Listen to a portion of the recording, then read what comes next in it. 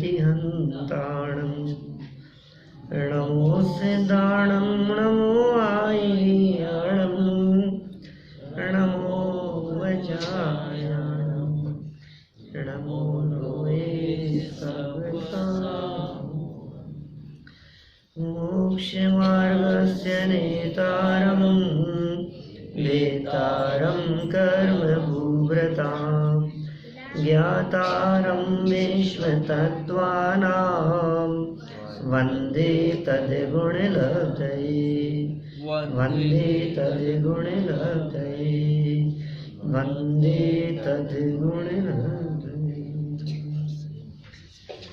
उमा स्वामी आचार्य ने ये जो तत्वार सूत्र लिखा है ना, ये तत्वार सूत्र इसलिए लिखा है कि वंदे तद्गुण लब्धये। हे भगवान, तुम जैसा बनना है इसलिए मैं ये तत्वार सूत्र लिख रहा हूँ, इसके अलावा दूसरा कोई प्रयोजन नहीं है। चाहते क्या हो आप ये सूत्र लिख करके? उमा स्वामी आचार्य के शिष्यों को क्या चाहिए बोलो? मोक्ष चाहिए। तो कह रहे हैं ये मोक्ष चाहिए, ये कहने से थोड़ी ना काम चलता है। स्वरूप से मोक्ष चाहिए। और अभी यहाँ से उठेंगे और फिर कहेंगे कि हमारे को पानी चाहिए, हमारे को ये चाहिए, हमारे को खाने को ये चाहिए, ये बना दो। तो फिर क्या चाहिए? ये कह रहे हैं भाई साहब, यदि आपको नरक नहीं जाना हो तो क्या करना चाहिए बोलो? जिन जीवों को नरक नहीं जाना हो उनको क्या करना चाहिए? भूल गए सब? कल की बात आज भूल गए तो साल 2 साल बाद में आऊंगा, तब तक तो सब पट्टी साफ मिलेगी। बहुआरंभ परिग्रहत्वम नारकस्यायुषे। बहुत आरंभ और बहुत परिग्रह नहीं रखना। कब? यदि नरक में नहीं जाना हो तो। अब आपने इतनी इंपॉर्टेंट बात याद नहीं रखी तो कहीं ऐसा नहीं हो जाए कि बहुआरंभ परिग्रह करके और सब नरक में जाने का काम चल रहा हो। सावधानी तो रखनी पड़ेगी ना भाई। यदि आप सावधान नहीं रहे, सतर्क नहीं रहे, संयम, तो कहीं भी जाना हो सकता है। अच्छा, अपन कहाँ जाएंगे ये अपने को तो नहीं पता है ना, मर के कहाँ जाने वाले हैं।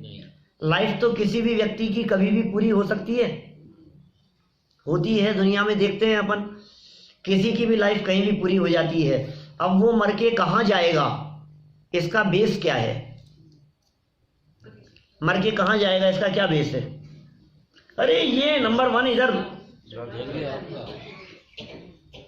बोले ये कौन सा वाला? ये तो 8 तरह के हैं। बोले आयु कर्म, आयु कर्म जैसा बंधा होगा वैसा फल मिलेगा और वहां वो व्यक्ति जाएगा। तो बोले आयु कर्म, ये व्यक्ति नरक में गया तो नरक में क्यों गया? उसने नरक आयु कर्म बांधा था। कि नरक आयु कर्म क्यों बांधा था? कि बहुत आरंभ और बहुत परिग्रह के परिणाम किए थे। आरंभ, उठा पटक, द्वंद फंद, इधर का उधर, उधर का उधर, दिमाग में ये चलता रहता है। कैसे 2 के 4 किए जाएं? 2 के 4? अरे पंडित जी कौन से दुनिया में हो आप? 2 के 4 नहीं होते, 2 के 200 होते हैं आजकल। हाँ, 2 के 200, इसके बिना काम नहीं चलता। लोग कहते हैं ऐसा मेरे को, सही कह रहा हूं ना लगड़ा? ये सब 2 के 4 में तो निकलता ही नहीं है, कुछ काम ही नहीं होता है। सारे इतने बिजनेसमैन मिलते हैं मेरे को, लोग सब बताते हैं मेरे को एक से एक टेक्निक फार्मूले बताते हैं कैसे हो गए। अरे पंडित जी ये जो पार्ट्स आते हैं ना, ये हमारे यहाँ 2 पैसे कीमत नहीं होती इनकी। 2 पैसे स्क्रू जो लगता है, एक एक कंप्यूटर के अंदर लगती है एक एक चीज, 2 पैसे का, 5 पैसे का, 10 पैसे की कीमत होती है उनकी। 200 रुपये लेते हैं हम, 500 रुपये ले लेते हैं हम लगाने का। कितने का था वो? 5 पैसे का, 5 पैसे का। और कितना टाइम लिया उसको? अरे कोई भरोसा नहीं है क्या चलता है। सब मेरे को मालूम है, सब बिजनेस देखे हैं मैंने, और सब बिजनेस वाले लोग मेरे को मिलते हैं और सब मेरे को बताते भी हैं। क्या तो बताते हैं पंडित जी, यदि नहीं किया होता तो आज ये चांदी की थाली में थोड़ी ना परोसते आपको। क्या सब तरह के लोग मिलते हैं, सब तरह की बात कहते हैं। मैंने कहा यहाँ तो चांदी की थाली में परोस दिया, आगे स्थिति ऐसी होने वाली है कि न थाली मिलेगी, न रोटी मिलेगी, न अन्न का दाना मिलेगा। बहुआरंभ परिग्रहत्वम नारकस्यायुष। आपको पता है ये जो आसक्ति का परिणाम है, आपके जो जोड़ने का परिणाम है, ये वहां ले जाएगा नीचे अधोगति में। और फिर क्या होगा, एक क्षण मात्र में यहाँ तो सब खत्म हो गया, अब वहां जाकर के अब देखता रहे बेटा, तड़फड़ाता रहे और फिर सोचता रहता है कोई निकाल ले मेरे को यहाँ से, मर जाऊं मैं, एक बार जीवन पूरा हो जाए। होता नहीं। ये नरक की बात कही है यहाँ पर। आगे बढ़ो, समय सीमित है, अपने को तो आज ही पूरा करना है। मुझे पता चला, मैं तो 2 दिन की प्लानिंग से था, लेकिन 2 दिन अपना शिविर चलेगा यहाँ, कल और परसों। तो तत्वार सूत्र अपने को यहाँ आज ही संपन्न करना पड़ेगा, है ना। तो ये पूरा करना है और हो जाएगा, घबराना मत, समझ में सब आएगा। और सूत्र तो ऐसे हैं, एक एक सूत्र पे पूरा शिविर एक सूत्र पे चले, अपना पूरी क्लास एक ही सूत्र पे चले। आप मेरे को ये कह करके बुला लो कि पंडित जी आपको एक सूत्र के ऊपर 8 दिन 15 दिन यहाँ बोलना है, तो फिर एक ही सूत्र चलेगा, कोई चिंता वाली बात नहीं, दोनों टाइम भी चले। इतना मर्म भरा है इन सूत्रों में, सच कह रहा हूँ। ये सूत्र इतने मार्मिक हैं, उमा स्वामी आचार्य की ये पंक्तियां, कि इतनी इतनी इनकी व्याख्याएं हो सकती है। अभी आरंभ और परिग्रह की चर्चा करते रहो, तो आरंभ को खोलो, फिर परिग्रह को खोलो, फिर आरंभ और परिग्रह के भेद प्रभेद बतलाओ, फिर आरंभ और परिग्रह के संदर्भ में ये बतलाओ कि आरंभ और परिग्रह वास्तव में कहते किसे हैं, फिर मूर्छा को परिग्रह कहते हैं, फिर उसको तर्क से, युक्ति से, न्याय से सिद्ध करो। तो कितनी बातें उसमें नारकस्यायुषे के अंदर बतलाई जा सकती है, अनगिनती बातें हैं। मेरे दिमाग में ऐसे उछल रही है बिल्कुल समुद्र में लहरों की जैसे, क्या क्या बताऊं। लेकिन फिर सभी अभी बतला दूंगा तो फिर दोबारा क्यों बुलाओगे। और वैसे सब बता भी दूंगा ना, तो आपको क्या पता लगेगा, सब बताइए कि बचिए। और 2 साल बाद में दोबारा आकर के सुनाऊंगा तो सबकी पट्टी साफ मिलेगी, तो सबको लगेगा कि नई बात बता रहे। सही है क्या तो मैंने अपना भी सीक्रेट बता दिया, कैसे चल रहा है ये दुकान। क्या क्यों भाई दीप भाई, ये सबकी सीक्रेट मालूम है मेरे को, क्या कैसे चलता है। तो कोई बात नहीं, बहुत आरंभ और बहुत परिग्रह रखने का भाव। देखो एक व्यक्ति के पास में बहुत संपत्ति है, बहुत वैभव है। चक्रवर्ती की बात कर रहे थे कल विशाल भाई, यहाँ से उठा, उसके बाद में कितना वैभव है उसके पास में, आसक्ति नहीं है। और हमें लगता है चक्रवर्ती ज्यादा परिग्रही है कि हमारे पास में ज्यादा परिग्रह है। बोलो हमारे पास, क्या बात कर रहे हो यार। तो 2 मिनट के लिए आया था आपके घर में, मुझे नहीं मालूम आपका वैभव। ये कह रहे हैं चक्रवर्ती से ज्यादा वैभव है ना। क्यों, भाव क्या। अरे आसक्ति तो खैर चलो कोई बात नहीं। परिग्रह 24 प्रकार के हैं। परिग्रह कितने प्रकार के हैं? 24 प्रकार के। नाम जानते हैं 24 प्रकार के परिग्रहों के? नहीं, 10 बहिरंग 14 अंतरंग। 10 बहिरंग और 14 अंतरंग। और अंतरंग परिग्रहों में विशाल जी पहला नाम है मिथ्यात्व। अंतरंग परिग्रहों में पहला नाम है मिथ्यात्व। फिर है क्रोध मान माया लोभ, फिर हास्य रति रति आदि, ये हो गए 14। और 10 है बहिरंग। बहिरंग के अंदर महल मकान गाड़ी वाड़ी सब चीजें आ जाएगी, हैं, कपड़े बर्तन वगैरह सब। तो अब मैं ये पूछ रहा हूं कि चक्रवर्ती हमारे पास 24 में से कितने हैं? बोले पूरे 24 है। अंदर वाले तो पूरे 14 हैं, और बाहर में क्या कमी है? हमारे पास में पूरे हैं। तो कितने हैं भैया परिग्रह? 24। 24 में से हमारे पास कितने? 24। और चक्रवर्ती भरत जी है ना, सम्यक दृष्टि थे, माने मिथ्यात्व नामक एक परिग्रह तो वैसे ही कम था। तो भरत चक्रवर्ती के पास में 23 परिग्रह और हमारे पास में 24। पॉइंट समझ में आ रहा है? तो कौन ज्यादा परिग्रही हुआ? ये परिग्रह तो आसक्ति को कहते हैं। एक व्यक्ति महल मकान के बीच में खड़ा हुआ हो वो परिग्रही नहीं है, और दूसरा व्यक्ति वो महल मकान को छोड़कर जंगल में बैठा हुआ हो तो परिग्रही। मैं सिद्ध कर सकता हूं आपके सामने, और मैं नहीं आप कहोगे ये बात। वो नहीं है परिग्रही महल वाला, और वो परिग्रही है कौन? जंगल वाला। ये कैसे हो सकता है? ये कैसे संभव है? द्रव्यलिंगी संभव है, कह सकते हैं ऐसा भी। हमारे पास तो बहुत उदाहरण है, बहुत सारी कहानियां हैं, बहुत सारी स्टोरी सुना सकता हूँ। अभी धर्मेंद्र जी आ गए तो सुना ही देता हूँ, सुन लो, कोई बात नहीं। अपने मुनिराज थे एक, वैसे तो आगे बढ़ने वाला था मैं, हाँ मैंने कहा चलो अभी परिग्रह की चर्चा चल रही थी तो बात कर लूँ। हाँ ध्यान रखना थोड़ी देर ज़्यादा लूँगा, क्या, क्योंकि जो लोग देर से आते हैं तो उनको उतनी देर ज़्यादा सुनाना पड़ेगा। 15 मिनट देर से आए तो फिर 15 मिनट ज़्यादा होना चाहिए कि नहीं उनके लिए। चलो, तो हम क्या कह रहे थे, परिग्रह की बात कर रहे थे आपके बीच में। परिग्रह किसे कहें, किसका नाम परिग्रह है? हमारे एक मुनिराज हुए हैं जिनका नाम था वारीशेण, सुना ना, वारीशेण नाम के मुनिराज थे। तो वो वारीशेण मुनिराज राजघराने से थे, सब छोड़ छाड़ करके दीक्षा लेकर के मुनि हो गए थे। एक बार वो आहार चर्या के लिए जिस श्रावक के यहाँ पहुंचे, वो उस श्रावक का नाम था पुष्पडाल, पुष्पडाल नाम था उसका। और वो पुष्पडाल बचपन का दोस्त था वारीशेण का, फ्रेंड थे बचपन के। कहानी पूछ सुनूंगा बेटा, है ना, ध्यान से सुनना। तीर्थ इधर, ठीक है ना, हाँ ध्यान से सुनना सब। कौन से मुनिराज थे? पहले वारीशेण, दूसरे थे पुष्पडाल। पुष्पडाल मुनि नहीं थे लेकिन बचपन के दोस्त थे। अब वो उनके बहुत साल बीत गए, अब वो आहार लेने के लिए जब आए तो पुष्पडाल देख करके पहचान गए, और पहचान गए तो यार ये महाराज हो, ये तो मेरा दोस्त है बचपन का, बचपन का दोस्त है, आज मेरे यहाँ खाना खाने के लिए आया है, मजा आ गया, खूब बचपन की बातें करेंगे, जो भी होगा। आहार लिया, आहार लेने के बाद में वो वारीशेण तो कुछ बोले ही नहीं। अब वारीशेण कुछ भी नहीं बोले, उठ करके चलने लगे। तो घबराहट हुई कि यार मेरे को पहचाने नहीं, क्या क्या बात हुई, कोई बोले ही नहीं, और ऐसा तो हो नहीं सकता मेरे को पहचाने नहीं, इतने सालों आखिर अपन साथ में खेले हैं, कुछ तो बोलना चाहिए यार, कोई ऐसे कोई मजा नहीं आया कुछ। वो बाहर निकलने लगे, वारीशेण बाहर निकलने लगे तो ये भी बाहर निकले, क्या बोलेंगे कुछ।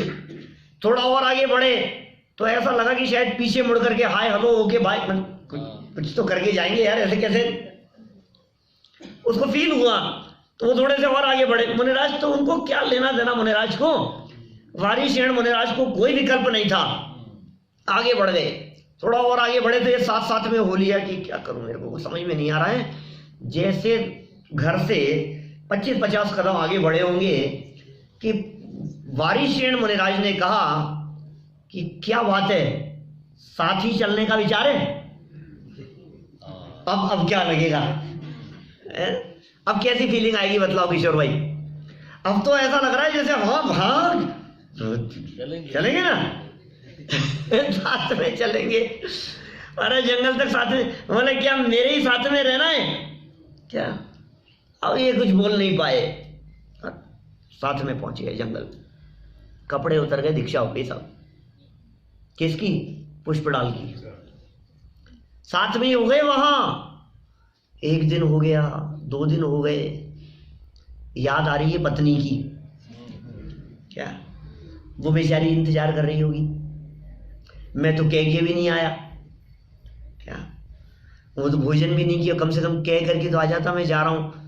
वो बेचारी एक पत्नी थी, वो भी थी कानी स्त्री थी, एक आंख कम थी उसके, कानी स्त्री थी, उसका मोह नहीं छूट रहा था। दीक्षा तो ले ली, मुनि तो हो गए।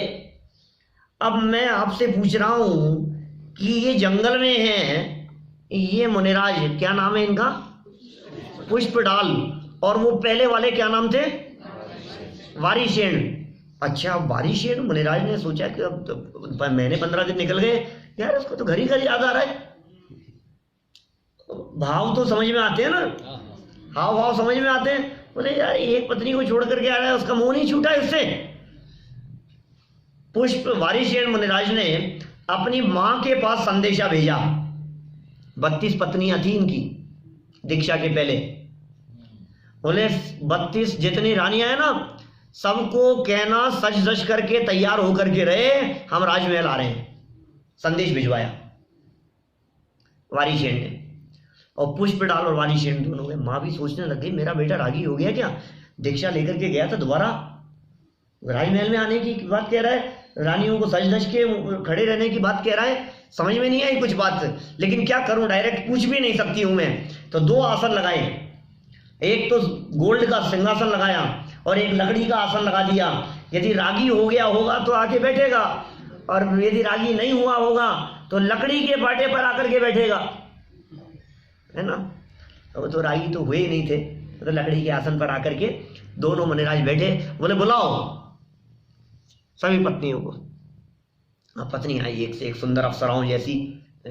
उद्देश्य था उनका कि वो पुष्पडाल का, उनको समझ में आए कि मैं ये छोड़ करके गया हूं और मुझे विकल्प नहीं आता है, और तुझे बार बार में वो विकल्प आ रहा है। और 32 रानियां सज धज करके वहां सामने आकर के खड़ी हुई। मुझे कहानी को लंबा नहीं करना है, मुझे धर्मेंद्र जी सिर्फ इतनी सी बात आपसे पूछनी है। एक बात बतलाओ मेरे को, ये जो है वालीशेन मुनिराज राजमहल में बैठे हैं, पत्नियां बगल में खड़ी हुई है, क्या ये परिग्रही है या नहीं है? नहीं है। क्या बात कर रहे हो? अच्छा, पुष्पडाल मुनिराज जंगल में बैठे थे, परिग्रही है या नहीं है? क्या बात कर रहे हो? कैसी उटपटांग बात करते हो आप, हैं? ये कैसा उलट पलट के वो जंगल में बैठे हो तो भी परिग्रही है, और ये राजमहल में हो, पत्नियां बगल में खड़ी हुई हो, सजदर करके खड़ी हुई हो, और उसके बावजूद भी ये परिग्रही नहीं है। कारण क्या है? कहां खड़े हैं इससे फर्क नहीं पड़ता है, हम कौन सी जगह पर हैं उससे फर्क नहीं पड़ता है, हम बाहर से कहां हैं इससे फर्क नहीं पड़ता, हमारे अंदर क्या है उससे फर्क पड़ता है। पॉइंट समझ रहे? तो परिग्रह बाहर की वस्तु का नाम नहीं है, परिग्रह तो अंदर की चीज का नाम है। अंदर से जो आसक्ति का भाव है, अंदर से जो लगाव है, उसका नाम परिग्रह है। बहुत सारी स्टोरियां थी कहने के लिए, लेकिन कोई बात नहीं, आज एक सुनाई है, फिर और सुनाएंगे बाद में। चलो, अभी तो नरक में तो नहीं जाना है, किसी की प्लानिंग कुछ? तीर्थ कहाँ जा रहे हो बेटा? नरक तो नहीं जाना है बेटा? क्या कह रहे? देखो इधर क्या कहा, नरक नरक किस किस को नहीं, देखो जिसको उठना का भाव आए समझ लेना। तो कहाँ जाने की बात चल रही है? अभी नहीं जाना ना कहीं भी। हाँ, तो कैसे जाते हैं नरक में? बहुत आरंभ और बहुत परिग्रह से। अच्छा, नरक में तो किसी की प्लानिंग हो तो बताओ? नहीं है ना किसी की भी प्लानिंग? चलो, नरक में नहीं जाना। अच्छा, त्रियंच में कौन कौन जाना चाहता है? त्रियंच में कौन कौन जाना चाहता है? कोई नहीं जाना चाहता। नहीं, ऐसे हल्के फुल्के वाले नहीं, अपन अमेरिका के डॉग गाड़ी में ऐसे बोध में और अच्छी गाड़ी में एसी में रहेंगे। बोलो ऐसा ऐसा ऐसा किसको बनना है? किसी को भी नहीं। तो क्या करना पड़ेगा उसके लिए? और बन गए तो फिर क्या होगा? बन गए तो क्या होगा? ये तो आपके तो यहाँ तो अफ्रीका की सब फेमस है वाइल्ड लाइफ है। यहाँ तो सब अफ्रीका में तो सब जंगल ही जंगल है, और त्रियंच ही त्रियंच है चारों तरफ। बोले देखने का क्या है यहाँ पे? बोले त्रियंच। यहाँ क्या है? केनिया में आपके नैरोबी में देखने का क्या है? बोले ये देखे आओ, या तो स्नेक देखे आओ, या फिर जिराफ देखे आओ, या फिर क्या लॉयन देखे आओ, या फिर समझ लो क्या एलिफेंट देखे आओ। बोले जानवरों के अलावा भी कुछ इंसान भी है क्या देखने के? सब पशु ही पशु, तिरंच ही तिरंच। और उनके दुख देखो आप, वास्तव में कैसे कैसे तकलीफ भोगते हैं वो। यदि आप तिरंच गति में नहीं जाना चाहते हो तो उमा स्वामी आचार्य आगामी सूत्र में क्या कहते हैं? माया तेर्यग योनस्य। आगे बढ़ो और यहीं बैठो, आज थोड़ा ज्यादा घुमाना पड़ेगा। हाँ, आप कुर्सी लगाओ यहाँ पे, कल भी कही थी मैंने आपको। लोग ज्यादा है क्या? कुर्सियां भरी है पूरी। माया तेर्यग योनस्य, माया तेर्यग योनस्य। वो मायाचारी के फल में, छल कपट धोखाधड़ी के फल में तिर्यंच अवस्था की प्राप्ति हो जाती है। धोखा देने का भाव, ये धोखा देने का भाव तो नहीं है, लेकिन जो ये 2 के 20 200 करने का जो भाव है, ये मायाचारी नहीं है तो और क्या है? क्या हृदय में तो, अंदर में तो मायाचारी भरी पड़ी है। दुकान पर जाते हैं हम और वो हमारे को बतलाते हैं कि ये इतने का है, ये इतने का है। हमने कहा यार ये कितने, अरे पंडित जी आपको तो कॉस्ट टू कॉस्ट, बिल्कुल जितने में आया है ना, बिल्कुल भैया हम समझते हैं बिजनेस क्या होता है, क्या तुम्हारे पिताजी भी खरीदने आएंगे ना तो कॉस्ट टू कॉस्ट नहीं देते उनको इसका नाम है बिजनेस। क्या हाँ हो सकता है औरों से जितना कमाते हो उतना नहीं कमाओगे, ये अलग बात है, लेकिन यदि कॉस्ट टू कॉस्ट इस तरह से साधर्मियों को देने लगे तो दुकान खोल के काहे को बैठे हो भाई साहब। लेकिन अंदर में छल का भाव, मायाचारी का भाव, धोखाधड़ी का भाव, बेईमानी का भाव, मन में क्या चलता है, कहता क्या है, करता क्या है, सोचता क्या है, बताता क्या है। लेकिन भाई ये मायाचारी का परिणाम ये तिर्यंच में ले जाता है, क्योंकि तिरछे परिणाम होते हैं ना, मायाचारी में आड़े टेढ़े परिणाम होते हैं। तीर्थ मायाचारी में ना छल कपट, सोच कुछ रहे हैं, बोल कुछ रहे हैं, वो पूछेंगे तो ऐसा बता दूंगा, आज होमवर्क क्यों नहीं किया, तो मैम पूछेगी तो कह दूंगा आज लाइट नहीं आ रही थी, आज हम बाहर चले गए थे, तो ऐसा खोटा कह देते हैं ना, ऐसा सोचते रहते हैं मन में, चाहे कोई पूछे या नहीं पूछे, क्या प्लानिंग चलती रहती है, ऐसा चलता रहता है हमारे दिमाग में, वो पूछेंगे तो क्या होगा, क्या अरे कल प्रवचन में नहीं गया मैं, आज हो सकता है पंडित जी पूछेंगे कल क्यों नहीं आए थे, क्या जवाब दूंगा, वो पूछेंगे तो एक काम करता हूँ ऐसा कह दूंगा, फिर वो ऐसा पूछेंगे तो ऐसा कह दूंगा, अरे वो न पूछने वाले हैं न कहने वाले हैं, पता नहीं क्या होगा, और तेरे दिमाग में खिचड़ी चल रही है जबरदस्ती की। यही तो मायाचारी का परिणाम है, और क्या है। तो ये जो परिणामों में तिरछापन है, इससे तिरछा शरीर मिल जाता है, खड़े नहीं हो सकते। पशु कैसे होते हैं, बोलो भाई, संयम कैसे होते हैं, एलिफेंट कैसे चलता है, उसके हाथ कहाँ होते हैं, पाँव कहाँ होते हैं, अरे दोनों ही नीचे होते हैं, पैर जैसे वैसे ही हाथ हैं, हाथ और पांव। बंदर कैसे चलता है, बंदर के दोनों पांव और दो हाथ, मंकी दो हाथ है और दो पांव है, तो ऐसे ही चलना पड़ता है ना उसको तिरछा। तो ये तिरछे परिणामों का फल है तिरछी गति, ये मायाचार के फल में तिर्यंच गति की प्राप्ति होती है, ऐसा कह। और छल यदि किसी के साथ में किया तो भाई यदि वो प्रकट हो जाए ना तो फिर क्या हाल होता है, ज़्यादा नहीं कहना चाहता, अपन तो मनुष्य ही अच्छे हैं जी, अपन काय को तिर्यंचों की बात करें, अपने को नहीं जाना तिर्यंच गति में। मायाचारी नहीं, सरल परिणाम रखो, अच्छे रहो, सरल स्वभावी रहो, बेईमानी अपने को करनी नहीं, ज़्यादा झूठ साँच बोलना नहीं, जो जैसा है वैसा ठीक है, कम है तो कम, ज़्यादा है तो ज़्यादा है, क्या फ़र्क पड़ता है उससे, क्योंकि हम तो पहले पढ़ चुके हैं ना। अरे वेदनीय यदि नहीं पढ़ा होता तब तो मायाचारी करते, अब वेदनीय पढ़ लिया तो तुम सुबह से शाम तक मेहनत करो, उसके बावजूद भी मिलना होगा उतना ही मिलेगा। वो साता वेदनीय कर्म कहता है इतना मिलेगा, इतने का कॉन्ट्रैक्ट है अपना, तो जब इतने का कॉन्ट्रैक्ट है तो तुम कितनी भी मेहनत करो इतना ही मिलेगा। अब क्या करें, ऐसे नहीं थोड़ी सी तो करनी पड़ती है। तो ये ऐसे परिणामों से तू अधोगति का बंधन और कर रहा है। एक सेठ जी थे, गांव में रहते थे, बहुत सरल स्वभावी थे, सज्जन थे, स्टोरी सुना रहा हूं, है ना। कौन था, सेठ जी, गांव में रहते थे, बहुत सरल थे, और इतने सरल स्वभावी थे कि कोई भी उनके गांव में आता था, धार्मिक होता था, कोई सज्जन व्यक्ति होता था, ऐसा लगता था मंदिर आया है, जैन है, साधर्मी है, तो उसको खाना खाने के लिए अपने घर पे ले आते थे। अज्ञान को भी यदि ऐसा फील हुआ ना कि कोई सज्जन है, कोई बाहर गांव से आया है कोई, तो वो अपने घर खाना खाने के लिए ले जाते थे। अब सेठानी जी उनकी इस आदत से बहुत परेशान थी, ये रोज रोज पकड़ के ले आते हैं यार पंडित जी को, पता नहीं किस किस को ले आते हैं, कौन कौन जान न पहचान, और ये घर ले आते हैं। अभी इनका तो कुछ नहीं बिगड़ता है, ये तो अच्छे बन जाते हैं, और सारा बनाना तो हमारे को पड़ता है, मेहनत तो हमारी हो जाती है, क्या करें बोलो। और रोजाना ऐसे आए दिन, महीने 15 दिन में कभी कभी फिर ऐसा हो जाता था, परेशान रहती थी। कोई बात नहीं, लेकिन सेठ जी की सरलता तो सरलता थी। एक दिन क्या हुआ, गांव में एक पंडित जी आए जयपुर से, किसी काम से पहुंचे थे, क्या अपने काम से गए थे, और मंदिर में दर्शन कर रहे थे बहुत भक्ति भाव से। तो दर्शन करके जब वो बाहर निकलने लगे तो सेठ जी ने पूछा, भाई कहाँ से आए हो? कि जयपुर से आए हैं। कि जयपुर में कहाँ से? बोले टोडरमल स्मारक से आए हैं। अच्छा पंडित जी हो कि हाँ, तो प्रवचन करोगे? सब शाम का प्रवचन होगा? नहीं नहीं, मैं काम से आया हूँ, जाऊँगा। तो सब खाना खाने के लिए तो घर चलो।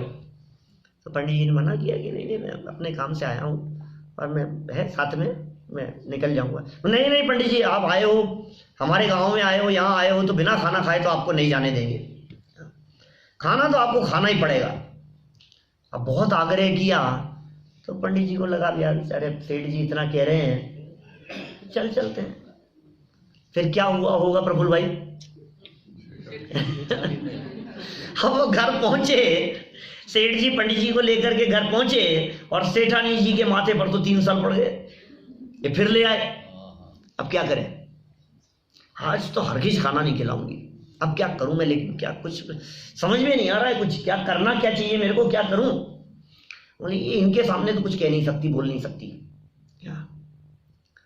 तो एक काम किया उसने, सेठानी जी ने सेठ जी को कहा कि एक काम करते हैं, आज अब ले आए हो कोई बात नहीं, तो कुछ अच्छा बना लेते हैं, बाटी बना लेते हैं, चूरमा बना लेते हैं कुछ अच्छा, लेकिन घी कम है थोड़ा सा, तो आप वो वहाँ से घी ले आओ, तो मैं तैयारी करती हूँ सब। सेठ जी भी खुश हो गए यार कि आज तो परिणाम बहुत बदल गए इसके हैं, आज तो बहुत खुश दिखाई दे रही है। अब सेठ जी घी लेने के लिए चले गए। अब पीछे से इसने पंडित जी से क्या कही कि पंडित जी आप बहुत भले मानुस दिखते हो, सज्जन आदमी दिखते हो, एक बात आपको पहले से बता देना, मैं अपना कर्तव्य समझती हूँ। ये जो सेठ जी है ना, ये पहले की घटना बतला रही हूँ मैं तो, ये इनको कभी कभी दौरा पड़ता है, दौरा पड़ता है समझिए, थोड़ा सा फिट्स आते हैं समझे सब कुछ। और उसमें क्या होता है इनको कि ये किसी को खाना खाने के लिए लेकर के आते हैं, भरपेट भोजन कराते हैं, और ये सामने देख रहे हो ना मूसल पड़ा है, वो जो लोहे का होता है ना, क्या बोलते हैं आप लोग? दस्ता।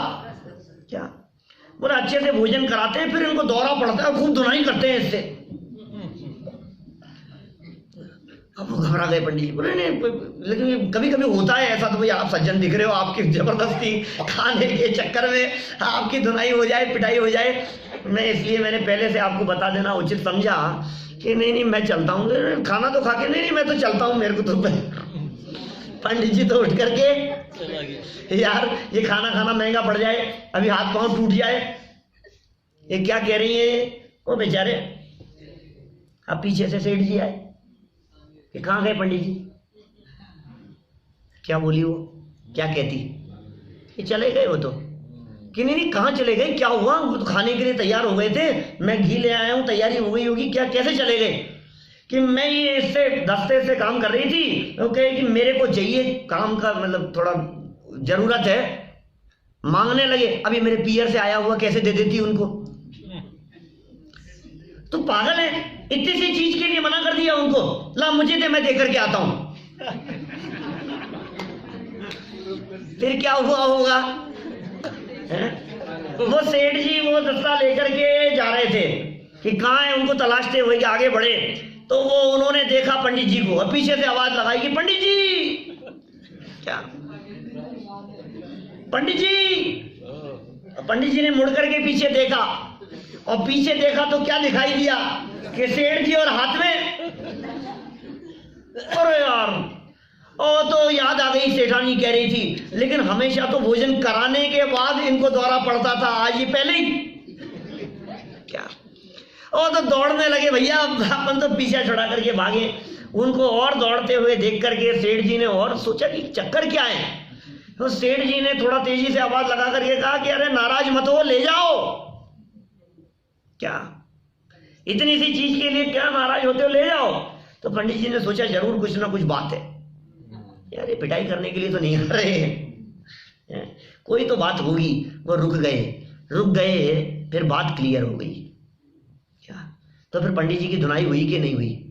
धुनाई तो हुई, लेकिन किसकी ये आप समझ सकते हैं भाई साहब। ये मायाचारी का परिणाम, छोटा सा मायाचारी का परिणाम क्या से क्या कर देता है, वो तो खुलने पे पता लगता है। हम छोटी छोटी सी बात के अंदर क्या से क्या कह जाते हैं, क्या बोल जाते हैं, हमें कुछ पता नहीं लगता है, कुछ होश नहीं रहता है। बहुत सावधान सतर्क रहने की जरूरत है। ये तिर्यंच गति के फल में एकेंद्रीय हो जाता है, निगोद हो जाता है। ये अनंत काल तक निगोद से निकलने का चांस नहीं मिलता है इसको, ऐसी अवस्था की प्राप्ति हो जाती है। कल कही थी मैंने, मायाचार के फल में तिर्यंच माने एकेंद्रीय माने निगोद। स्थावर जीव पृथ्वी का एक झाड़ बन गया और वहां जाकर के पैदा हो गया और हजारों हजारों वर्षों तक उस झाड़ की जैसे खड़ा रहेगा वहां। और कोई मनुष्य गति के जीव आएंगे और तेरे को देख देख करके खुश होते रहेंगे और तू दुखी होता रहेगा। ये सुखी होने के लिए मनुष्य गति के जीव सब तरफ घूमते फिरते हैं। कहां कहां पर बताओ?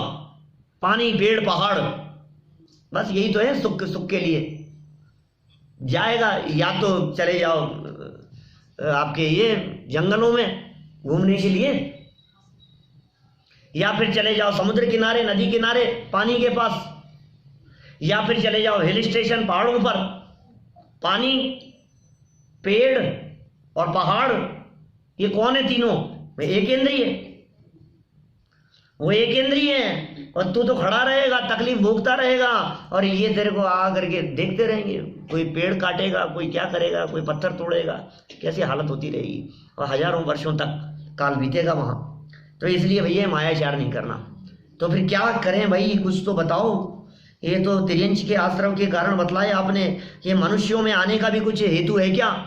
कुछ कारण दिखता है क्या? मनुष्य गति में कैसे आते हैं? बोले अल्पारंभ परिग्रहत्वम। छोटू भाई आगे वाला, अल्पारंभ परिग्रहत्वम मानुष्यस्य।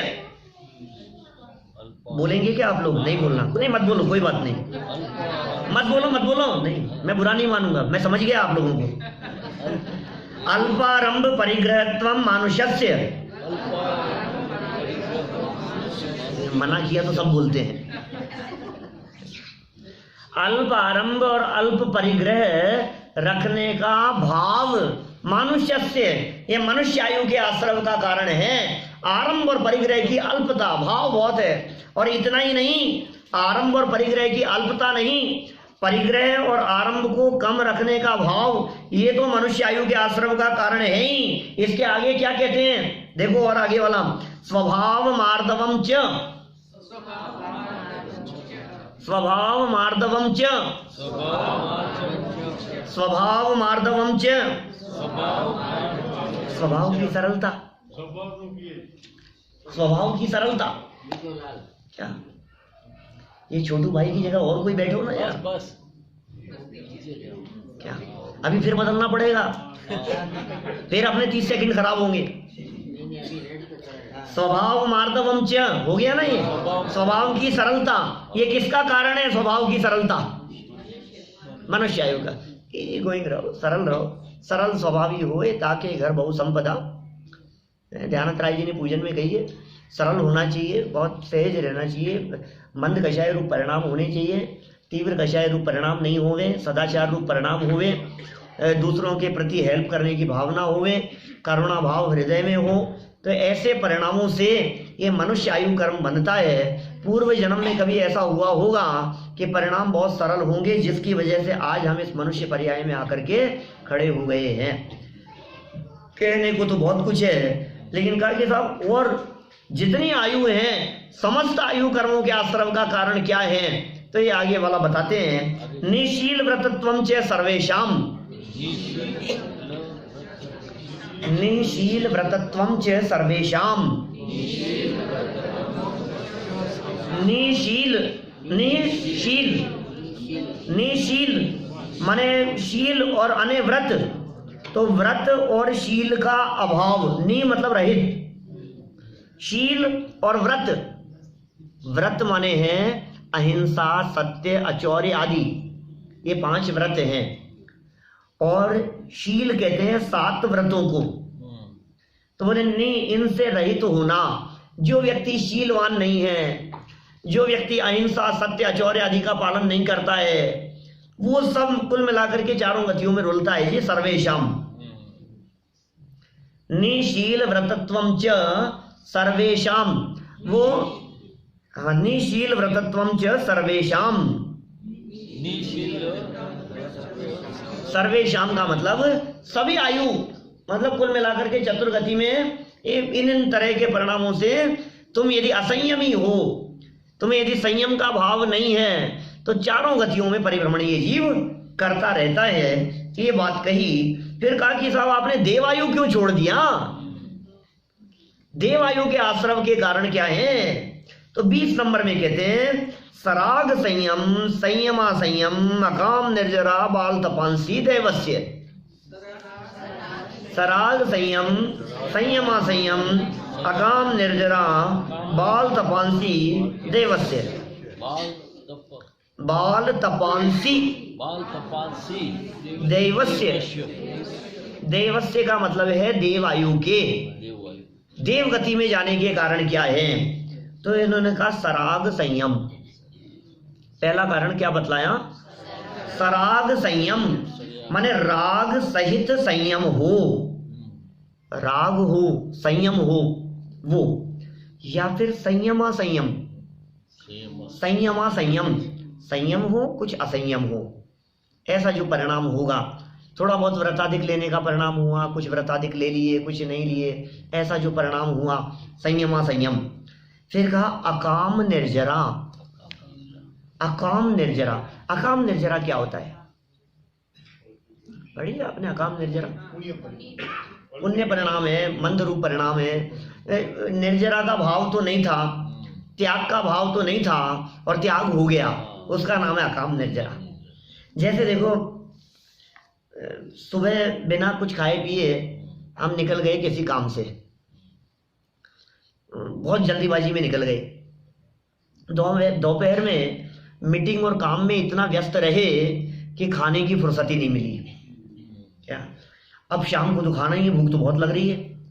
शाम को ऑफिस से निकले कि अब घर पहुंच करके भोजन करेंगे। रास्ते में इतना ट्रैफिक, पता नहीं क्या हुआ, कोई जुलूस निकल रहा था, कुछ सा रैली निकल रही थी कि जाम में फंस गए और घर पहुंचते पहुंचते बहुत कोशिश की यद्यपि पहुंचने की, लेकिन दिन में पहुंच नहीं पाए, रात हो गई। क्या अब रात हो गई तो कुछ खाए लेंगे नहीं, अब तो रात हो गई, विकल्प टूट गया। रास्ते में थे और समय था, तब तक तो विकल्प बहुत था, गाड़ी तेज चलाऊं, ट्रैफिक नहीं मिले, इधर इस गली से नहीं इस गली से निकल जाऊं, उधर से पहुंच जाऊंगा। लेकिन अब जब समय सीमा क्रॉस हो गई तो फिर विकल्प टूट गया, अब नहीं पहुंच सकते, अब खत्म हो गया। घर पहुंचे तो रात्रि हो गई थी, भोजन नहीं लिया। तो हम आपसे पूछते हैं उपवास हुआ कि नहीं हुआ? कई लोग कहते हैं, आस पड़ोस वाले बात चल रही थी 4 लोगों के बीच में, तो उनकी वाइफ ने कहा आज तो इनका उपवास हो गया। क्या कहा? आज तो कुछ नहीं खाया, सुबह नहीं खाया, दिन में नहीं खाए, शाम को आने में रात हो गई, आज तो उपवास हो गया। अब रात को कुछ लेते नहीं। हुआ कि नहीं हुआ उपवास? नहीं हुआ तो फल मिलेगा कि नहीं उपवास का? एक अन्न का दाना नहीं खाया और बिल्कुल नहीं मिलेगा। आप क्या कहते हो, दुश्मनी है क्या उनसे? झगड़ा तो नहीं है, समझ में नहीं आ रही है बात मेरे को। आप ऐसा क्यों बोलते हो कि बिल्कुल नहीं फल मिलेगा? मिलेगा। किस बात का मिलेगा? कि ये जो रात्रि में नहीं खाने का जो परिणाम है और दिन भर नहीं खाने पर भी जो मंद कषाय से जो सहन किया है उस चीज को, तो वो जो निर्जरा है वो कहलाती है अकाम निर्जरा। समझ में आ रही है बात? बुद्धिपूर्वक उपवास आदि करे तो बुद्धिपूर्वक किया है, सकाम है, इच्छा सहित विकल्प पूर्वक किया है। और यहां तो कोई विकल्प नहीं था, हो गया मजबूरी में, लेकिन परिणामों में शांति है। तो ये परिणामों में शांति होवे, इसका नाम है अकाम निर्जरा। बहुत बार करता है, इसमें कोई बड़ी चीज थोड़ी नहीं है, ये अकाम निर्जरा। और क्या कहते हैं? बाल तपांसी, बालपन में, ना समझी में, तपश्चरण आदि ले लिए, देखा देखी में कुछ भी ऐसे, तो कहते हैं देवस्य, देवायु बन जाती है, देवगति में वो चले जाते हैं। कुल मिलाकर के देवायु के भी जो कारण बतलाए हैं वो ये नहीं ज्यादा उठापटक खान पान, मन में आए जैसे जहाँ जा रहा है, खा रहा पी रहा है, शराब पी रहा है, नॉनवेज खा रहा है, पार्टियों में जा रहा है, बड़ा बहुत देखो जवानी का जोश ऐसा होता है, बहुत ऐसा लगता है अपने को कि अरे अपने को कौन, अपन तो सब कुछ कर सकते हैं। तो ये पता नहीं है इसका जब फल मिलेगा तब क्या होगा। अभी तो मजा आ रहा है तेरे को, ये सारे कर्मों की चर्चा ऐसी है, मजे मजे में तू कर ले बेटा, लेकिन जब इसका जब फल मिलेगा ना तो रोएगा बैठ करके, ये क्या हो गया, ऐसा क्यों हो गया, अरे रे ये अरे मैं क्या करूं, मैं अब क्या करूं, आप पछताए क्या हो, कुछ नहीं होगा, फिर रोने के अलावा और कुछ हाथ नहीं लगेगा। समय रहते चेत जाओ, सावधान रहो, अपने परिणामों को संभालो। अभी कहते हैं सम्यक त्वं च, आगे वाला सम्यक त्वं च, सम्यक तो भी है किसका, देवायु के आश्रम का कारण। टीकाकारों ने, व्याख्याकारों ने इसका एक मार्मिक पॉइंट दिया श्रेयस भाई। सम्यक दर्शन को देवायु के आश्रम का कारण लिख दिया था उमा स्वामी आचार्य ने। सम्यक दर्शन देवायु के आश्रम का कारण है क्या, तो फिर टीकाकारों ने, व्याख्याकारों ने कहा कि सम्यक दर्शन तो बंध का कारण होता नहीं है, सम्यक दर्शन बंध का कारण नहीं है, लेकिन सम्यक दर्शन के साथ में जो थोड़ा बहुत रागांश है, असंयम अंश है, सम्यक दर्शन के साथ में जो शुभ भाव आदि मंद कषाय के परिणाम है, उनसे देवायु का आश्रय हो जाता है।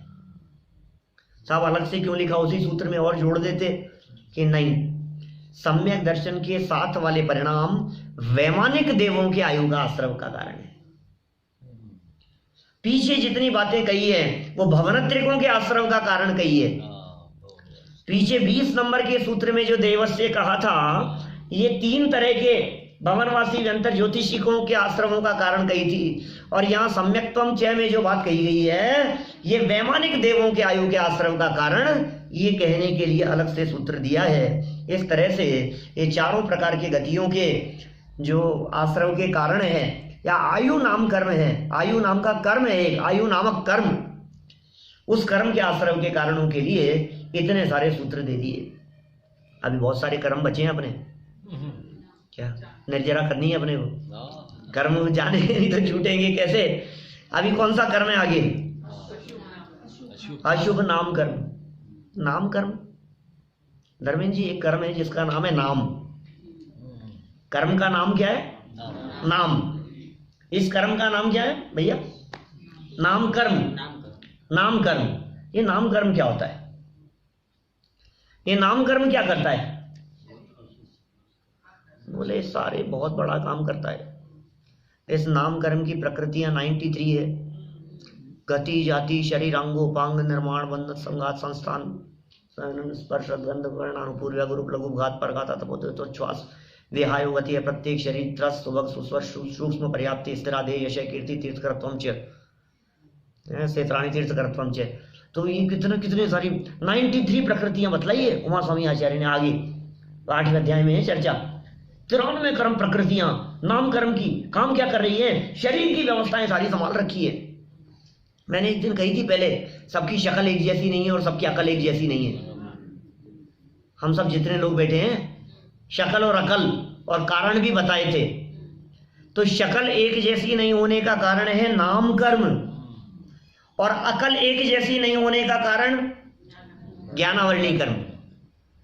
तो ज्ञानावरणी कर्म से अकल एक जैसी नहीं है, और नाम कर्म से शक्ल एक जैसी नहीं है। अरे अकेले शक्ल का ही सवाल नहीं है, बॉडी का एक एक पार्ट, एक एक अंग, सर का एक एक बाल, हाथ का एक एक नाखून, मुंह का एक एक दांत है, आंखों की एक एक पलक का बाल, ये सारी चीजें, पूरा स्ट्रक्चर डिपेंड करता है इस नाम कर्म के ऊपर।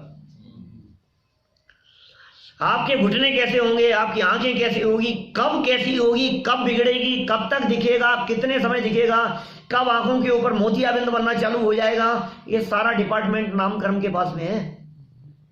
क्या समझ में आ रही है आपको बात? ये आसान नहीं है ये नाम कर्म यदि समझ में आ जाए एक बार हमारे को, तो शरीर से दृष्टि हटे बिना नहीं रहे, देह से दृष्टि हटे बिना नहीं रहे। सारा दिन रात वो युगल जी बाबू जी कहते हैं पूजा में, जिसके श्रृंगारों में मेरा यह महंगा जीवन भूल जाता, जिसके श्रृंगारों में मेरा महंगा जीवन, सारा का सारा जीवन भूल गया है। किसके श्रृंगारों में? सुबह से शाम तक नहाना धोना खाना पीना, सुबह का खाना निपटता नहीं है कि शाम को क्या खाओगे पंडित जी, क्या बोलो काय में चल रहा है। अब हम रात को तो खाते नहीं है, रात को तो बनाते नहीं है, तो दिवस गंवायो खाए कर, और रात गंवाई सोए, और भोंदू के भोंदू रहे चले गांठ की खोए। दिवस गवायो खाए कर रात गवाई सोए, भोंदू के भोंदू रहे चले गांठ की खोए। बड़ी स्थिति खराब है सच में। कहाँ जा रहा है हमारा जीवन? शरीर शरीर शरीर शरीर के लिए पीछे जा रहा है। बोलो नहीं, ये संभालो, आज ये दर्द हो गया, आज ये दर्द हो गया, पंडित जी इसका ये हो जाएगा, इसका ये हो जाएगा, इससे होगा। सारा कितना संभालते हैं हम अपने शरीर को। एक चेहरे पर कुछ हो जाए ना, ये थोड़ा सा कुछ हो गया यहाँ समझ लो आप, तो ऐसा लगता है ये क्या हो गया। बस अब तेरे को उठते बैठते ही दिखता है। एक काला निशान हो जाए ना यहाँ, तो सोचता है अब इसको कैसे घिसूं मैं, कैसे साफ करूं। और दिन में 3-3 बार वो कौन से साबुन से कौन सी क्रीम से होता है कलर फेयर। हमारे क्या करता है समझ में नहीं आता है। अब मर के पचड़े हुए, लेकिन उसके बावजूद भी वो जो होना है वही होगा भैया। इसके परिणमन को रोक नहीं सकता है। चेहरे पर कितनी झुर्रियां पड़नी है, कैसी व्यवस्थाएं होनी है, बाहरी तो है ही और अंदर का स्ट्रक्चर तो किसी को पता ही नहीं है। अंदर में क्या पनप रहा है, कौन सा रोग, कौन सी बीमारी, कौन सी तकलीफ, सारी। अरे नामकर्म में इतनी व्यवस्थाएं, इतनी सारी व्यवस्थाएं नामकर्म के पास में। ये क्या क्या संभालता होगा ये भाई साहब सुपर कंप्यूटर है समझ लो आप। ये मतलब सारे दुनिया के बड़े से बड़े कंप्यूटर फैले हैं इसके आगे। ऐसा ऐसा मैनेजमेंट है इसका। एक परमाणु इधर उधर नहीं होता, एक परमाणु। कब नाखून काटते समय आपका नाखून ज्यादा कट जाएगा, ये डिपार्टमेंट किसके पास में? ये तुम्हारे हाथ में नहीं है कितना काटोगे और कितना कटेगा, ये नामकर्म के पास में है व्यवस्था। अब बोलो कौन सा दांत दर्द करेगा, कब हिलेगा, अब वो हिलने के बाद में तुम क्या सोच रहे हो, निकल तो नहीं जाएगा, वो वापस जाम होगा कि निकल जाएगा, ये डिपार्टमेंट उसके पास में है। किसके पास में है? तो जब डिपार्टमेंट किसी और के पास में है तो तुम जबरदस्ती माथा क्यों मार रहे हो? जब व्यवस्था किसी और के पास में है, व्यवस्थापक कोई दूसरा है, तो हमारे को तो इस तरफ से दृष्टि हटा लेनी चाहिए। एक दो की बात नहीं कह रहा हूं, सारे कर्म इस तरह के हैं। जितने कर्म हैं सारे कर्मों ने यही तो काम किया है। आवाज कैसी होगी, गला कैसा होगा, कौन सी गोली खाने से आवाज अच्छी होती है, नहीं मालूम आप लोगों को? अरे यार क्या बात करते हो, ये खाओ, ये नहीं खाओ, इसको छोड़ो, इसको ऐसा करो। और फिर वो कॉस्मेटिक हिंसा से बनने वाले पता नहीं क्या क्या कहाँ से आते हैं, कैसे उन सब चीज़ों को यूज लेकर के। और फिर क्या होता है, और फिर स्किन इतनी खराब होती है। अभी जो मरी ना श्री देवी, आपको पता है उसने कितने स्किन के ऑपरेशन कराए? बहुत ज्यादा थे, 200 से ऊपर। बोलो क्या फिट रहने के लिए, सुंदर दिखने के लिए प्लास्टिक सर्जरी, बिल्कुल ऐसा मेकअप, और इतना मेकअप करती थी, इतना मेकअप कि वो उसको वो दिखे नहीं कि एज बढ़ रही है। और फिर क्या हुआ, वो सारे उसके मौत का कारण बना, वो उसके अटैक का कारण बना। हमें मालूम नहीं है हम क्या क्या चीजें यूज में ले रहे हैं, हिंसक चीजों को प्रयोग में ले रहे हैं, और ये हमारे क्या रिएक्शन करने वाली है, क्या होगा, इनसे क्या हो रहा है। ये कह रहे हैं यहाँ योगों की वक्रता। आखिर ये नाम कर्म, खोटा नाम कर्म, किसी की कुबड़ निकली हुई है, किसी के कान खराब है, ये नाम कर्म की संरचना। ये देखो ना, ये सारे पशु जो हैं ये सब, ये नाम कर्म वाले तो दिख रहे हैं। किसी का शरीर मोटा है, किसी का पतला है, किसी का भारी है, किसी का टेढ़ा है, किसी का ऐसा है, किसी की कमर झुकी हुई है, किसी के हाथ है, किसी के 5 की जगह 6 उंगलियां हैं, किसी की उंगलियां 3 ही है, किसी के हाथ नहीं है, किसी के एक पाँव है, किसी के एक कान नहीं है, किसी का कान के अंदर मशीन लगी हुई है, किसी के सर में बाल नहीं है, किसी के सर में बहुत ज्यादा बाल है तो कटाता ही परेशान रहता है, किसी के सफेद हो जाते हैं, किसी के सर में से उड़ जाते हैं। सब अलग अलग तरह के स्ट्रक्चर मिलेंगे आपको सारे दुनिया में। किसी को भूख नहीं लगती है, कोई वजन ज्यादा से परेशान है तो कोई कम वजन से परेशान है। खाने से वजन बढ़ता है कि नहीं बढ़ता है? नहीं बढ़ेगा। भोजन से जीवन चलेगा कि नहीं चलेगा? ये नाम कर्म समझ लो एक बार। इसकी अभी समय अपने पास में सीमित है। मैं कह रहा हूं नाम कर्म की 93 प्रकृतियों को, एक एक प्रकृति को खोल खोल करके देखो तो आपको पता लगे यार ये प्रकृति ने डिपार्टमेंट संभाल रखा है। नाक कैसी बनेगी, ये डिपार्टमेंट अलग है घ्राणेंद्रिय वाला। ये कान की संरचना कैसी होगी, ये डिपार्टमेंट वो कर्णेंद्रिय वाले का है। बोलो, अंदर पेट में आंत कैसी होगी, सहनन कैसा होगा, छींकें आएगी तो कितनी देर आएगी, समझ सकते हो आप? कितनी देर पैदल चल सकता है और कितनी देर आप सीधे बैठे रह सकते हो, उसके बाद में आपको ऐसे लगेगा कि अब तो कौन कर रहा है? आपकी नहीं चल रही, इसके ऊपर। किसके ऊपर चलाने की बात कर रहा हूं? इस पे। अब इस पर तो चल नहीं रही है, देखो आप, गजब की बात, इस पर चल नहीं रही है। और चलाना किस पर चाहता है? बेटा मेरे हिसाब से नहीं चलता, पत्नी मेरे हिसाब से नहीं चलती है, पड़ोसी मेरे हिसाब से नहीं चलते, ये सोसाइटी वाले मेरे हिसाब से नहीं चलते, मंडल में मेरी क्यों नहीं चलती है, आखिर मैं इतना पुराना हूं। अरे यार गजब हो गई तुम्हारी, तुम्हें इस पर तो चला लो पहले, उसके तो बात की बात है। अच्छा, वो कौन से हाथ में चलती है तो पैसा आता है? कुछ भी चलने से आता है क्या पैसा? नहीं मालूम आपको? है नहीं नहीं नहीं मालूम आपको? आंख पड़कती है, नहीं मालूम आपको? राइट के लेफ्ट कौन सी, ऐसा कुछ होता है ना? एक अशुभ होती है, एक शुभ होती है, लोग ऐसा कहते हैं, और यार मेरे तो ये फड़क रही है, तो जेंट्स की अलग और लेडीज की अलग, ये कैसा उलट पुलट चलता है। और वो कौन से जाता है धर्मेंद्र जी पैसा? लेफ्ट से, राइट से, इससे जाता है, कभी इससे आता है? नहीं नहीं नहीं, इसमें हो ना तब तो आता है, और इसमें हो तो चला जाता है। अब कभी इसमें चले तो इसको रोक लेना और इसमें चलाना। तो अपने हाथ में थोड़ी ना है, कि किसी और के हाथ में नहीं, खुद के हाथ की कह रहा हूं कि नहीं चला सकता भैया, नहीं चला सकता, तेरी नहीं चल सकती है। कब खुजली चलनी है, कब नहीं चलनी है, ये सारा कौन है? ये बांधा किसने था? ये नाम कर्म की जो ये इतनी तकलीफ है, शरीर को जो ऐसे भोग रहा है, आखिर ये बांधा कैसे था? तो कहा योग वक्रता, योगों की वक्रता से बंधा था। विसंवादनम, विसंवाद कहते हैं अन्यथा उटपटांग शरीर की प्रवृत्तियां, च अशुभस्य नाम ने, अशुभ नाम कर्म, खोटो नाम कर्म बने से। आपने शरीर का दुरुपयोग किया तो खोटा नाम कर्म बनेगा, अशुभ नाम कर्म के आश्रम का कारण बनेगा। कैसा शरीर अच्छा है कि खराब है, कभी आवाज अच्छी है या खराब है, परेशान है। कोई व्यक्ति ज्यादा गोरेपन से परेशान है, कोई ज्यादा कालेपन से परेशान है, कोई व्यक्ति पतला होने के लिए रोजाना दौड़ रहा है, तो कोई मोटा होने के लिए खूब खा रहा है।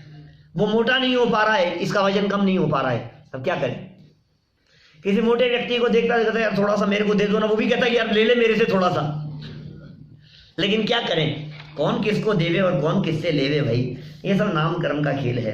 तद विपरीतम शुभस्य, 23 नंबर आगे, तद विपरीतम शुभस्य, तद विपरीतम शुभस्य, तत् माने उससे, विपरीत माने उल्टा, शुभ नाम कर्म का कारण है। माने योग जो प्रवृत्ति कही थी मन वचन काया की पीछे 22 नंबर में जो कही थी ना अपन ने, योगों के बारे में जो कहा था ना, अथवा तत्वा प्रवृत्ति मन वचन काया का उटपटांग शरीर की प्रवृत्तियां हो रही है, तो ध्यान नहीं दे रहा है, न तेरे खान पीन की तरफ ध्यान है, न तेरे रहन सहन की तरफ ध्यान है, तो क्या होगा? योगों की दुष्प्रवृत्ति से खोटा नाम कर्म बंधा था। और शुभ नाम कर्म कैसे बंधता है? बोले उससे उल्टा। मैं कभी कभी ऐसा कहता हूं, देखो ये कर्मों की चाल थोड़ी सी विचित्र प्रकार की है प्रफुल्ल भाई। क्या विचित्र प्रति भाई, क्या क्या है इस कर्मों की चाल? आप जैसा सोचते हो ना उसका उल्टा बनता है। मैंने नहीं समझ में आया। आप यदि ये सोचते हो गला अच्छा होना चाहिए, सुस्वर, तो सुस्वर सुस्वर की भावना भा रहे हो, इसमें दुस्वर नाम कर्म बन रहा है। क्या आप निरंतर ये सोच रहे हो मैं सुंदर दिखूं, मैं सुंदर दिखूं, मैं सुंदर दिखूं, तो इस सुंदर सुंदर सुंदर सुंदर दिखने की भावना ये कुरूप नाम कर्म बन रहा है। आप समझ रहे? अपोजिट बिल्कुल। आप यदि ऐसा सोच रहे हो तो ये उल्टा बनता है। इसलिए देखो आप मैक्सिमम वृद्धावस्था में जो शारीरिक सुंदरता बिगड़ जाती है उसका कारण ये है कि जवानी में सोचता रहा है कि मैं सुंदर सुंदर दिखूं। बदल गया कर्म। अरे यार पंडित जी आपने बहुत अच्छा बतला दिया, अब तो हम सोचेंगे मैं खराब दिखूं। ऐसे मायाचारी थोड़ी ना चलती है। माया मतलब मन में परिणाम तो सुंदर दिखने का है और सोचने की ये बात कर रहा है कि मैं खराब दिखूं, ऐसे थोड़ी ना चलेगा। कर्मों को तुम्हारे परिणाम पकड़ में आते हैं।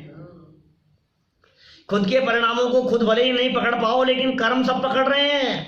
बारीक से बारीक परिणाम कर्म के पकड़ में आ रहे हैं। कर्मों से छिपा हुआ कुछ नहीं है। आप सब लोग, जितने लोग यहां बैठे हैं, सब कर्मों की निगाह में हैं। सावधान रहे। नहीं समझ में आया? कर्मों की निगाह में। अभी कैमरे की निगाह में समझ में आता है कि नहीं? आपको इतना पता लग जाए कि आपकी फोटो खींच रही है तो क्या होगा? ऐसे बैठा था, फोटो खींच ये क्या हुआ? जैसे फोटो खींचने की बात आती है और आपको पता लगता है कि ये जो कैमरे वाला है ना, ये कैमरे वाले का कैमरा, उसकी दिशा वो मेरी तरफ हो गई है, तो आप कैसे हो जाते हो?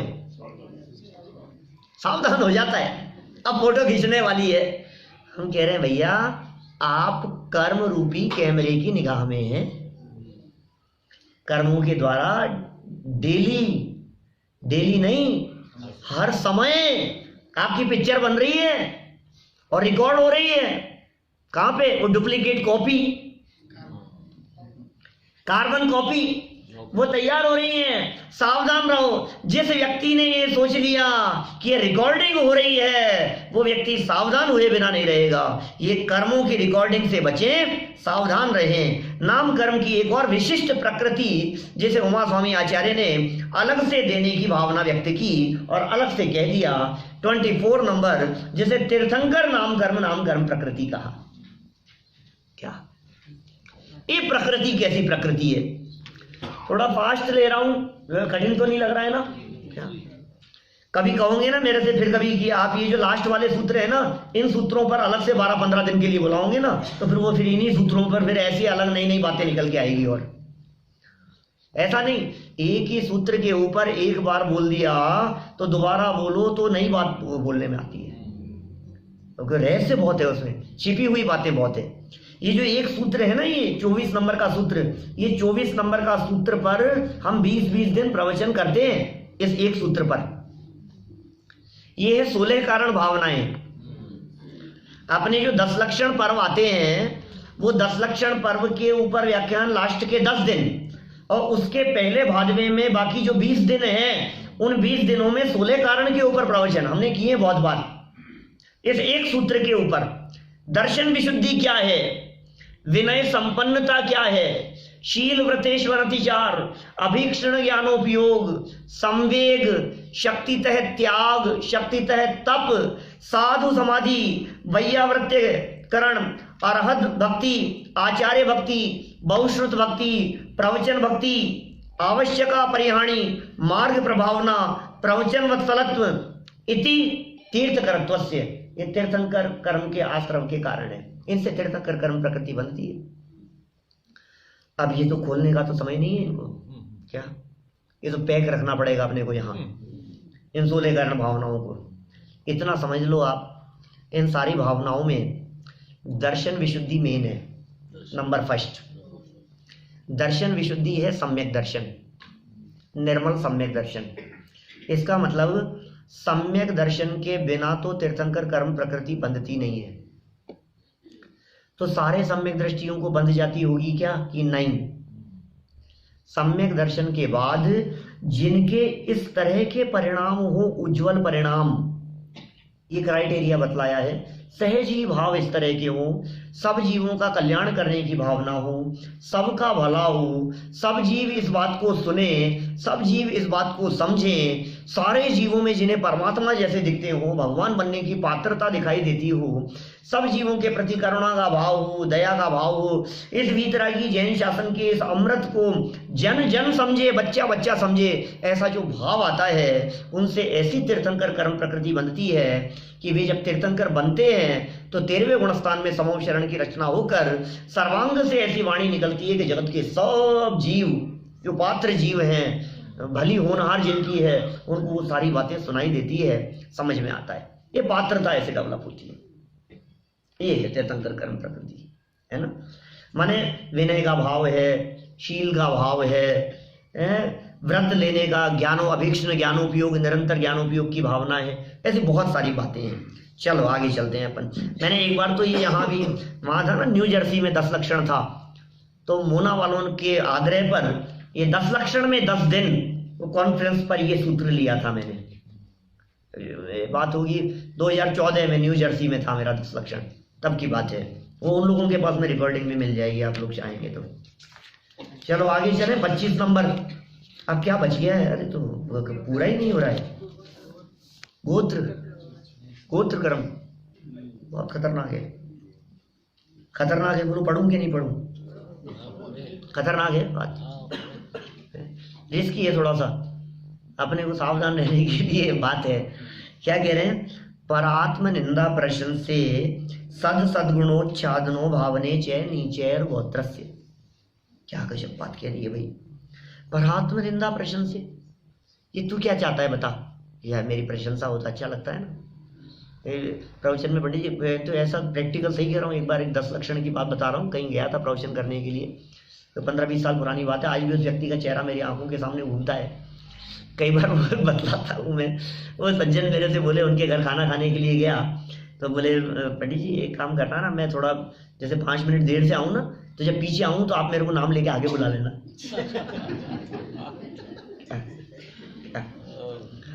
तो ऐसा लगता है कि आप हमारा नाम लेवें, मैंने सब लोगों के बीच में तो अपन आई एम समथिंग,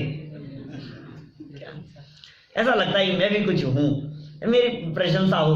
अरे कभी ऐसे तक देखे हैं मैं, कितनी बातें मेरे दिमाग में, सच्ची घटनाएं हैं 50 मेरे दिमाग में ऐसे उछलती है एक एक प्रकरण के बारे में, जो आपको बताऊं तो आपको ऐसा लगे कि ऐसा भी हाँ होते हैं लोग ऐसे। अरे प्रवचन में एक सज्जन का नाम ले दिया, 2-3 बार उनका नाम पुकार दिया, भाई साहब उन्होंने वो प्रवचन की कैसेटें बंटवा दी पूरे समाज में उसकी रिकॉर्डिंग करवा करके। मैंने कहा यार ये प्रवचन तो इतना कुछ खास नहीं था। करना ही नहीं पड़ी, बहुत अच्छा था, बहुत अच्छा था। तो क्या अच्छा था? फिर बाद में मालूम चला उनका नाम था 3 बार।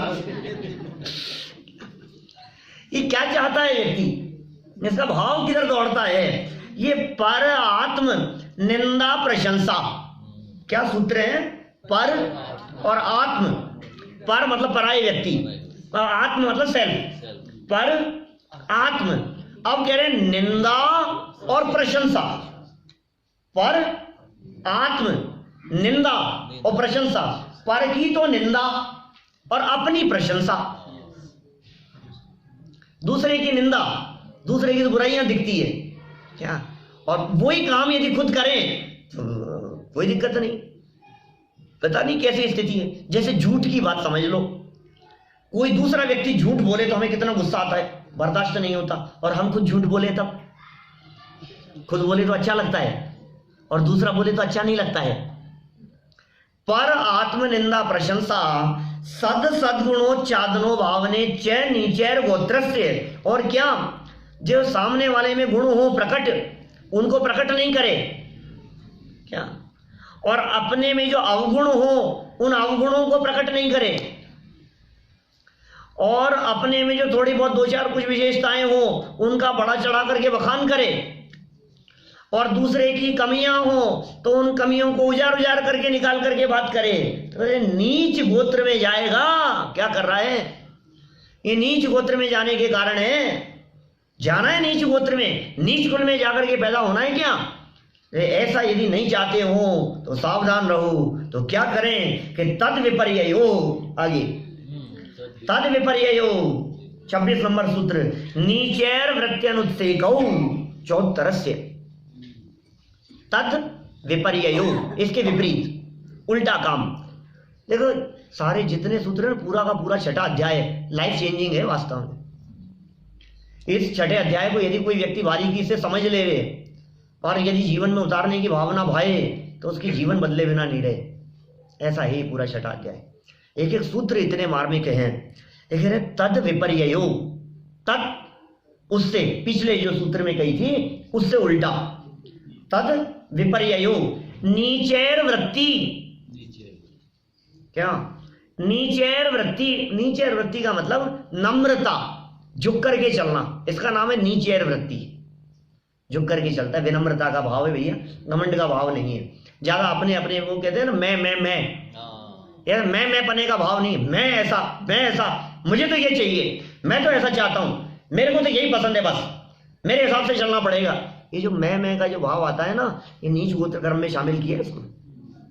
नीच गोत्र कर्म मान रहा है, मेरे हिसाब से चलेगा, मैंने बता दिया तब ये मेरी शर्त है, तुझे ऐसा करना पड़ेगा, तो तुझे ऐसा करना पड़ेगा, उसको ऐसा करना पड़ेगा, इसका ऐसा करना पड़ेगा, ये मेरे हिसाब से नहीं चलता है, वो मेरे हिसाब से, तो क्या करें बताओ।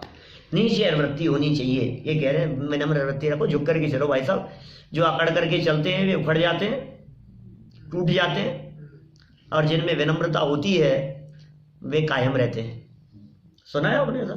वृक्ष होते हैं ना, पेड़ झाड़ बड़े बड़े, आंधी तूफानों के काल में जिन वृक्षों को झुकना आता है, तूफान चल रहा है और जो पेड़ झुक गए तो तूफान चले जाने के बाद में वापस खड़े हो जाते हैं, और जो झुकते नहीं है उनका क्या होता है, वो उखड़ जाते हैं, नीचे से जड़ से उखड़ जाते हैं। नीचे वृत्ति रखो, अनुत्से को मान का भाव भी नहीं, घमंड का भाव भी नहीं। जहां मान का भाव आ गया वहां सीख नहीं पाओगे, और जहां मान का भाव नहीं है वहां करी विनय बहुगुण बढ़े, जन की ज्ञान का पावे उदार। घड़ा था मटका, उसके ऊपर एक प्लेट रखी हुई, प्लेट ने मटके से कहा, मटका तो समझते हैं ना आप, घड़ा क्या बोलते, माट लो। अभी उसके ऊपर एक प्लेट रखी थी, उस प्लेट ने मटके से कहा मैं तुमसे नाराज हूं। क्या बोला? मटके भैया मैं तुमसे नाराज हूं। बोले क्यों नाराज हो? यार जो तुम्हारे पास में आता है सबको पानी पिलाते हो, मैं हमेशा तुम्हारे साथ में रहती हूं, कभी मुझे पानी नहीं पिलाते हो, मुझे प्यासा रखते हो। तो मटके ने भी कहा सुन प्लेट बहना, जो मेरे पास में आता है थोड़ा सा झुकता है वो पानी से भर जाता है, तुम हमेशा मेरे माथे पे बैठी रहती हो इसलिए प्यासी रहती हो। क्या करना है? विनम्रता एक गुण है, सरलता एक गुण है, उससे क्या होता है, उच्च गोत्र कर्म का आश्रम होता है। अंतिम अंतरायस्य क्या है? विघ्न करणम अंतरायस्य क्या है? 27 नंबर, विघ्न करणम अंतरायस्य। क्या बोला भाई? विघ्न विघ्न विघ्न विघ्न विघ्न जानते हैं? विघ्न आ जाना, काम नहीं होना, ऐसा कर्म है अंतराय। अंतराय नाम का एक कर्म है, 8वां कर्म है ये क्या करता है? अंतराय कर्म। अंतराय कर्म काम नहीं होने देता, अंतराय काम अटका देता है, होता काम बिगड़ जाता है। प्लानिंग हो गई थी, पूरी सेटिंग हो गई थी, डील फाइनल हो गई थी, सब कुछ हो गया था, वो आने वाले थे, अब क्या हुआ? आज पता नहीं क्या हुआ, आए नहीं, ये क्या हुआ? अंतराय। अंतर माने गैप, आए, अंतर आए, काम और आप इन दोनों के बीच में गैप आ गया और काम नहीं हो पाया, अंतराय कर्म। आप चाहते हैं आपका काम अटके? आप चाहते हैं? नहीं। आपका काम नहीं हो रहा है, ये क्यों नहीं हो रहा है? अरे यार वो आदमी ने अटका दिया, वो ऐसा है, उसकी वजह से ऐसा हो गया, वो फाइल नहीं बढ़ने दे रहा है, ये सबके सब रिश्वत हो रहे हैं, सबके सब क्या करें हैं, काम ही नहीं होने देते हैं, कुछ ऐसा नहीं हो रहा है, वैसा नहीं हो रहा है। सुन भाई तेरा अंतराय कर्म का उदय है, तू क्या चाहता है बता, ट्रांसफर करा दे उसका, अपनी है पैसा पहचान, ऊपर तक है, आप कहो तो बोलो अभी कल करा देते हैं कि हाँ पंडित जी मेहरबानी आपकी, एक काम करो ये इसको तो यहाँ से, इसको तो ये आदमी तो बिल्कुल नहीं, इसकी वजह से मेरी फाइल आगे नहीं बढ़ पा रही है, और प्रॉपर्टी के पेपर हैं वो थोड़ा सा काम होना है, ये आगे बढ़ा दे तो काम हो जाए, हटाओ इसको, नया आदमी आने दो। ये सुन नया आएगा ना वो उसका बाप आएगा क्या? ये पता है अपन सोच रहे हैं ये हट जाए, अरे वो नहीं, अंदर अंतराय जो चल रहा है ना वो हटे तो काम होगा। काम उसने नहीं अटकाया है, फाइल सामने वाले ने नहीं अटकाई है। ये बात समझ में आ जाए कि अपना काम अटक रहा है या अपने अंतराय कर्म के उदय से अटक रहा है, तो दूसरे के ऊपर दोषारोपण करने की बुद्धि मिट जाएगी। किसका दोष, किसका कसूर, किसकी बात करें अपन? ये शाम के प्रवचन में चल रहा है व्यवहार की अपेक्षा से तेरे कर्म का उदय है, और सुबह के व्याख्यान में चल रहा है कि ऐसा होने की योग्यता तेरे अंदर, परतंत्र होने की योग्यता बैठी है, ऐसा ईश्वर नामक धर्म तेरे अंदर बैठा है, इसलिए तू पराधीनता को भोगता है। सुबह स्वभाव की बात चलती है, शाम को व्यवहार से बात चलती है, तो ये व्यवहार भी तो है ना, ये महत्वपूर्ण। जीवन बदल जाता है भाई साहब, सोच बदल जाती है, बदल गया हमारा नजरिया देखने का। हम जिनको गलत समझते थे उनकी गलती नहीं है, गलती यहाँ है, तो सुधार वहां नहीं करना है, सुधार यहाँ करना है। बाहर में सुधार करता रहता है, सुधार करने की जरूरत है यहाँ। अंदर में सुधार करो, बाहर सब सुधरा हुआ नजर आएगा। इसको सुधारो, सुधारेंगे इसको और सुधरेगा क्या?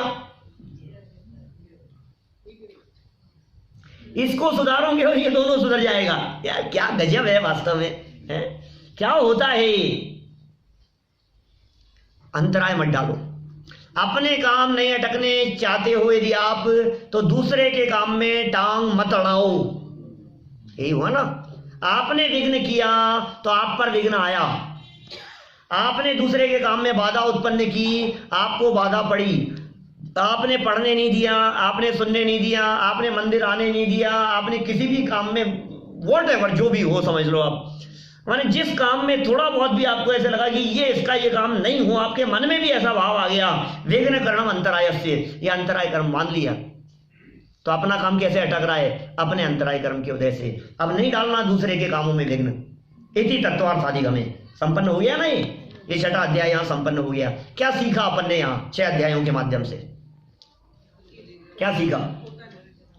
समय का परिणाम ये सीखा है कि मेरा ज्ञान कम और ज्यादा होने में किसी दूसरे का कसूर नहीं है, दर्शन में किसी का कसूर नहीं है, क्रोध आदि कषायों में मिथ्यात्व रूप परिणमन करने में, संयोग अनुकूल और प्रतिकूल प्राप्त होने में, किसी ने अनुकूल दे दिए तो आकर्षित होने की जरूरत नहीं है, प्रतिकूल यदि मिल गए तो उसके ऊपर द्वेष करने की जरूरत नहीं है। शरीर की व्यवस्थाएं, गोत्र की व्यवस्था, काम का होना नहीं होना, ये सारी की सारी व्यवस्थाएं, जितनी प्रकार की व्यवस्थाएं आपके माइंड में आती है, ये सारी व्यवस्थाएं इन कर्मों ने संभाल ली। और श्रेयस भाई हमें कहा कि पंडित जी ये सारा हमने संभाल रखा है, आप तो एक काम करो, अपने आत्मा में जाओ, अपना काम सब हमने संभाल लिया, आप अपना काम करो ना, सब हमने कर रखा है, कर रखा है, हमारे को फ्री कर रखा है। क्या बोलो? बिल्कुल फ्री कर रखा है हमारे को यहाँ हरी भाई ने। फिर कह रखा है पंडित जी आप तो बस आप अपना काम करो, बाकी खाना पीना रहना ये वो सब व्यवस्था सब हमारी व्यवस्था है, सब होता है। तो क्या करना है अब? अपने को कर्मों ने फ्री कर दिया हमारे को। अब कोई काम, अब फिर यार सारा काम जब शरीर का नहीं करता, ज्ञान का नहीं करता, संयोगों का नहीं करता, बिजनेस का नहीं करता, अब मैं करूं क्या ये तो बताओ? कि क्या करूं? कि जानो और देखो, ज्ञाता दृष्टा रहो, दृष्टि को पर से हटाओ और स्वभाव सन्मुख करो। तो इस तरह से इस अध्याय को पढ़कर दृष्टि स्वभाव सन्मुख करने की हमारे को प्रेरणा मिलती है और हम सभी की दृष्टि स्वभाव सन्मुख हो जाए, इसी भावना से मैं बात को यहीं विराम